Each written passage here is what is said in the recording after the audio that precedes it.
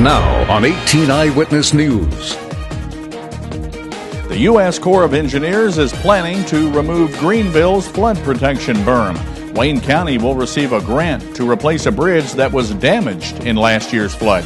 And a Democratic congressional candidate is nominated for a VA post. All of these stories, and will we see rain on Mother's Day? Coverage you can count on. This is 18 Eyewitness News. Hello, everybody. Thanks for joining us. I'm Fred Dawkins, and here are the top stories that we're working on for you this hour. The U.S. Army Corps of Engineers will be removing the berm that was protecting the city of Greenville from flooding. Now, the Corps hastily built the berm up last spring when floodwaters had cut off the town. However, Mayor Don Scouten says he had a copy of a letter that the Corps addressed to the Missouri Department of Transportation, informing them that the berm will be removed. They're going to do things that's going to cost a lot of money. They're going to take the berm out. We get another flood, we'll rebuild it, and then they're going to take it out again. Scouten says while the Corps hasn't put it in writing, they have told him the berm can be rebuilt if there's another flood. I can call them in the middle of the night when I see the flood water coming into the town, and it'll be called an emergency, and they'll tell me, go ahead and start building your levee. Now, Scouten has met with U.S. Representative Joanne Emerson to resolve the situation. He's hopeful that the issue can still be resolved. And now let's check in with Dustin Kopp. He's here with a look at our first forecast on 18 Eyewitness News. Dustin?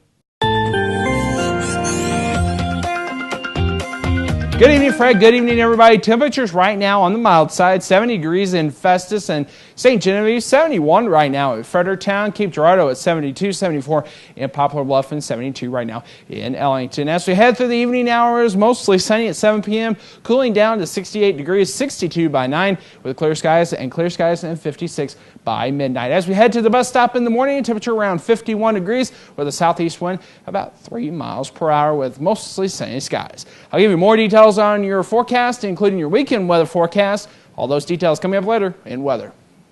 Wayne County will receive a grant for more than $87,000 to replace a flood-damaged bridge. Governor Jay Nixon announced the award Wednesday as part of an almost $1.5 million grant for community development aimed at helping southeast Missouri communities rebuild after last year's floods. In Wayne County, the severely damaged bridge over Clark Creek on County Road 335 will be replaced. The bridge serves about 60 residents in the county. It's on a school bus route and is frequently used by emergency vehicles. The 2010 Democratic challenger for Missouri's 8th U.S. congressional seat may soon have a job in the government. Tommy Sowers has announced that President Barack Obama will nominate him to be the Assistant Secretary for Public and Intergovernmental Affairs at the U.S. Department of Veterans Affairs. Sowers, a former U.S. Army Special Forces officer who served 2 deployments during the Iraq War, notes that the position requires Senate confirmation. Sowers says he is thrilled and humbled to be asked to serve again in such a meaningful way. While in southeast Missouri on Wednesday, Governor Nixon also stopped by Zalma High School to congratulate students and their staff on achieving the state's AAA plus school designation. Nixon encouraged students to take advantage of the program, which offers 2 years of free tuition and fees at Missouri community colleges. To be eligible for the program, students must meet academic achievement, conduct, and attendance requirements and perform 50 hours of tutoring or mentoring service. The governor also praised the school for achieving the designation as a school of distinction for the past 8 years.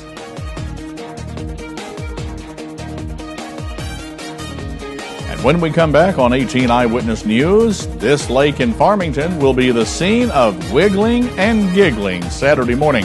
We're going to have details coming up only on 18 Eyewitness News. You're watching 18 Eyewitness News with Fred Dawkins, Dawn Arnold, Chief Weathercaster Dustin Kopp, and Jeremy Martin with sports. 18 Eyewitness News continues. Farmington's 26th annual Wiggle and Giggle Fishing Derby for kids is this Saturday morning. Parks and Recreation Director Bud Norman calls the event a great family outing. He says to make things fair, they divide the kids into 2 age groups. The first age group is through 7. The second age group is through 14. We award prizes in each of those age groups for the biggest fish caught, the most fish caught, the largest fish, and of course that can't be the biggest fish. We have to determine which that is when we do the weigh-in. And then one of my favorites is the most unusual catch of the day. Norman says there are also prizes even if you don't catch a fish.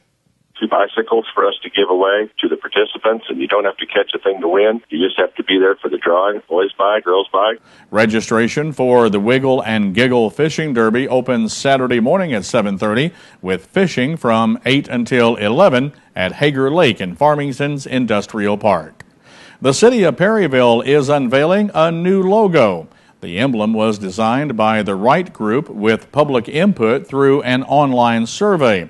Among the design elements are family, nature, farmland, and significant buildings such as a courthouse, school, church, homes, and industry. The logo also notes the city's incorporation in 1831. At the bottom of the logo is the city's motto, "Plant your family here." Well, this is the final month for the Ice Age exhibit at the Bollinger County Museum of Natural History. Administrator Patricia Welker says among the featured artifacts is a cast of a mammoth skull. We've got Dee, who's a little baby mammoth who died and became mummified. And then we've got 2 big, wonderful cases of real fossils from different parts of relating to man's history in North America during the Ice Age. We've got things from tools and arrowheads to early artwork, and then all kinds of fossil bones in that from different kinds of Ice Age creatures. Patricia adds the museum has a contest going on until September to name their Missouri dinosaur. We know what scientific name it is, and we know what kind of dinosaur it is, and we all have little names that we call it, but we'd like kids to give it an official pet name that we could use for everybody to call it. Patricia says the contest is open to school kids up to the 8th grade. You can enter the dinosaur's name online. We have the link at our website, froggy96online.com. Previous residents of the Presbyterian Children's Home in Farmington are trying to locate other past residents for a reunion. About 100 folks got together for the group's first reunion in 2008, but since then, organizers have had difficulty locating people. Event organizer Jim Dawson says they have located past residents of the home from as far back as the 1940s. We find people back as late as 1940, but they weren't able to come because they were, a little too old, The reunion is planned for June 23rd with a noon meal at Ryan's, followed by a get-together at the Farmington Presbyterian Church at 2 o'clock. If you or someone you know lived at the home at any time and would like to attend, call Jim Dawson at 756-7274. Well, still to come on 18 Eyewitness News. First, it was tobacco. Now this. Momentum is building to curb sugar-sweetened drinks at hospitals. We'll find out why. That's coming up next in Your Health. But right now, Dustin Kopp is making a last-minute check of our 18 Storm Tracker forecast. We're going to find out if we've got rain coming up for Mother's Day. That's coming up next on 18 Eyewitness News. Now, here's your Storm Tracker 18 weather forecast with Chief Weathercaster Dustin Kopp.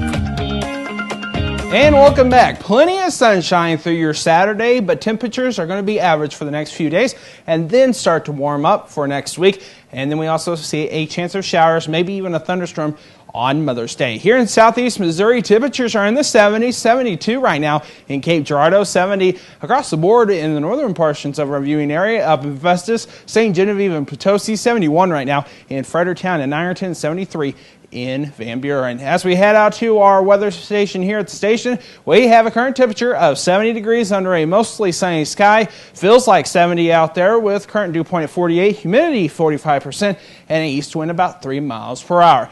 Tomorrow we're going to see another beautiful day here in southeast Missouri like we did today. Plenty of sunshine through southeast Missouri.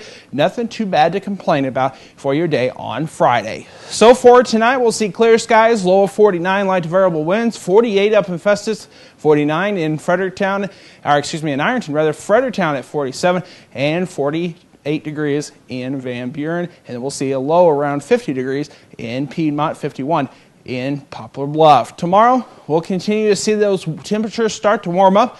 Around 75 degrees here in Farmington, 78 up in Festus, 77 in St. Genevieve, 79 in Ironton through Piedmont and Poplar Bluff. Some areas could even reach 80 degrees tomorrow with a mostly sunny sky. So for the next several days here in southeast Missouri, on Saturday, we're going to see partly sunny sky, high 76.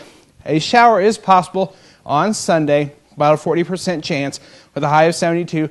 And then clearing out for Monday, Tuesday, Wednesday, and Thursday. Temperatures on Monday, high of 76, 80s for Tuesday, Wednesday, and Thursday.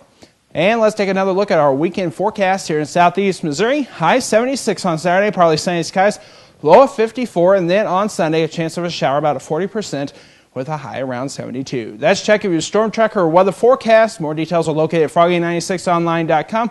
Just click on the weather tab. Fred, back to you. This is Sports Zone, only on 18 Eyewitness News, with Jeremy Martin.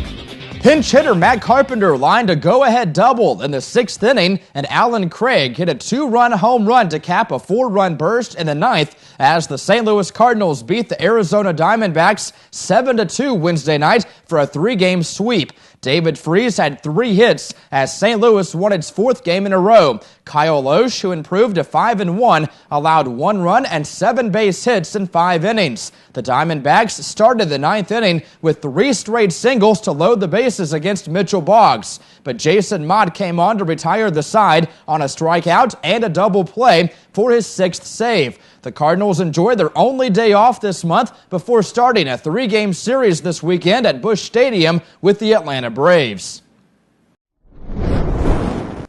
The Blues ownership is returning to local roots. A group of area investors led by Tom Stillman closed the deal to become the new owner of St. Louis's hockey team. After a 2-year process, Stillman and his group become the first St. Louis-based ownership since the Kiel Center partners ran the franchise from 1991 to 1999. Stillman, who's CEO of Summit Distributing, is not new to the Blues organization. He became the team's minority owner of 2007, while Stillman is the lead investor. Other local leaders in the group include the Taylor family, who are owners of Enterprise Rent-A-Car, and former U.S. Senator John Danforth.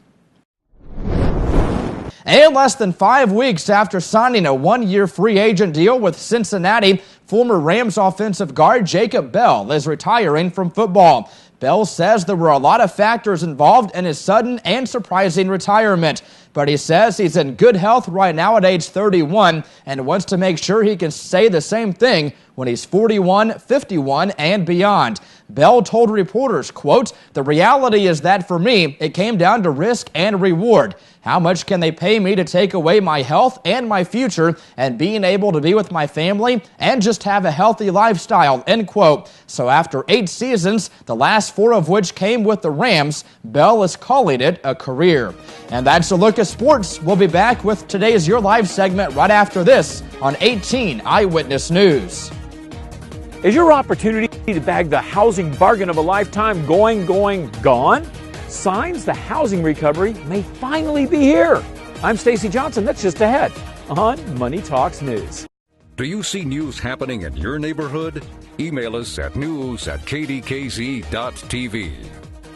Tell you one thing, Dustin Kopp, you were right on the money with our weather forecast, and if you keep this up, people are going to want to keep you on Channel 18 because this weather has been wonderful this week. Well, you know what? I'm trying. We've seen plenty of sunshine. Temperatures really haven't been too bad. It's been a nice spring so far. It has. We've seen some warmer temperatures earlier this spring. Really haven't seen much of a winter, and we're going to continue to see these nice temperatures. Next week, we're going to see temperatures in the 80s, but really nothing to complain about. However, moms, on Mother's Day, I guess if you want to complain to me, I guess I'll take it.